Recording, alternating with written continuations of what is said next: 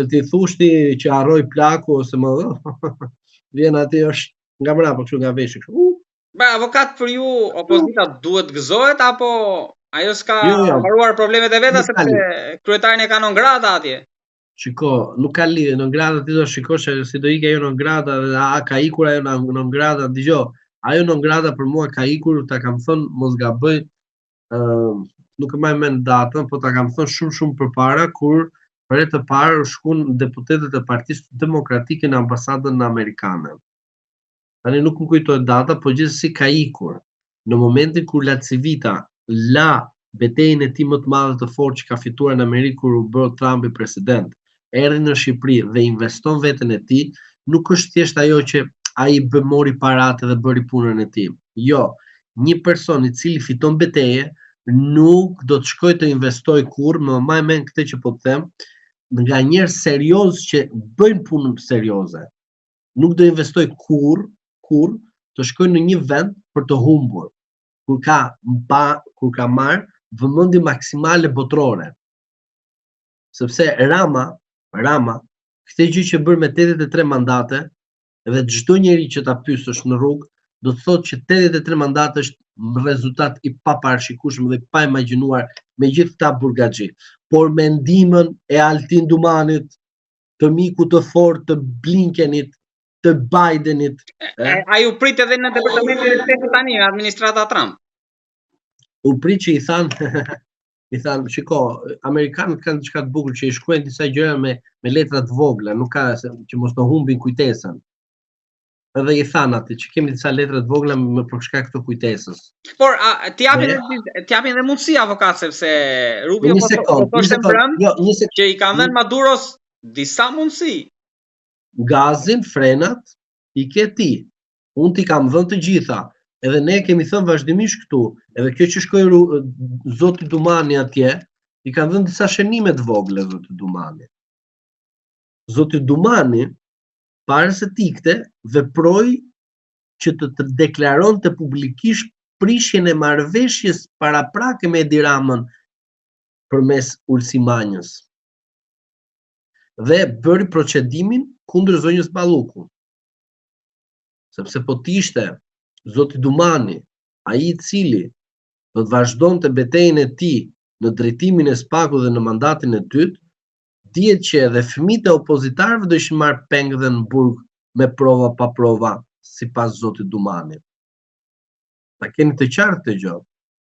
Zoti Dumani nuk ka mbushur autobusin e opozitarëve për të kënaqur Shtetet e Bashkuara të Amerikës. Zoti Dumani e ka mbushur për të kënaqur zotin Rama që të merrte mandatin e dytë të SPAK-ut. Avokat, por Rama tha që unë kam 83 mandate, le çfarë kërkon opozita. Jo qeveri teknike, edhe Maduro kishte pushtet absolut dhe ishte i sigurt në mendjen e tij, jo nga rrethanat e tjerë, sa ai po dinte realitetin në të vërtetë që amerikanët i kishin shkuar te dera, është si ajo që të kam thënë, flaka na ka ardhur të gjithëve në derë, po nuk e dim se si do ta shuajmë, se kemi heshtur vazhdimisht. Edhe Maduro nuk e dinte që flaka i kishte ardhur në realitet në derë. Ai mendonte se kishte superfuqi. Edhe zoti Rama mendon se ka superfuqi. Po imagjino që dikush në një moment të caktuar Ramës t'ja heq mandatin, pra ta shkarkoj, ta bëj që mos të jetë më kryeminist dhe të bëj një qeveri teknike. E di ti se si ata që janë sot në paraburgime që janë të Partisë Socialiste do fillojnë të flasin? Kush ka pushtet? Pushteti është i punë e pllakës. Po je në pushtet, të gjithë të duan të dashurojnë nga mjes deri në darkë, flenë me ty dhe thanë o sa i mirë është ky. Ikën pushteti, pllaka. E për rasti Velia, mos të them më rast tjetër. Megjithatë avokat e shkarkuan edhe tani thon hajde tek Këshilli Bashkiak. Po ti më shkarkove çfarë më thon hajde. Çfarë të bëj show? Për këtë rast që normalisht e ka tronditur botën avokat, ju tha që shiko, ne jemi vend antar i NATO-s ose në vende të tjera, nuk mund të hiqen të njëjtat paralele, po ka rrugë të tjera veprimi. Tek ajo 90 ditëve afati që do raportohet në Kongres për situatën e tjera. Kush janë masat që sipas mendimit tuaj mund të zbatohen në vende të ndryshme, por edhe në Ballkan? secili të marrë një avion dhe të iki. Ky është mendimi im, inshallah gabofsha. Ju po thoni të shkoj vet avokat. Jo të iki, nuk thash unë do dorëzohet. Të iki, të gjej një, për shembull, nga 6 këto vende që ne përmendëm, të Ballkanit Perëndimor, përfshi dhe Shqipërinë, merr avionin, për shembull ne kemi marrë një avion turk tani këto ditë, merr avionin dhe ik. Ose në rast se nuk do të ikësh, shko në zgjedhje të parakohshme. Ose në rast nuk do të shkosh në zgjedhje të parakohshme, bëj një qeveri teknike me kushtin kryesor integrimin e Shqipërisë në Bashkimin Evropian. Largohu nga kryeministër, vepro si bashkëqeverisje.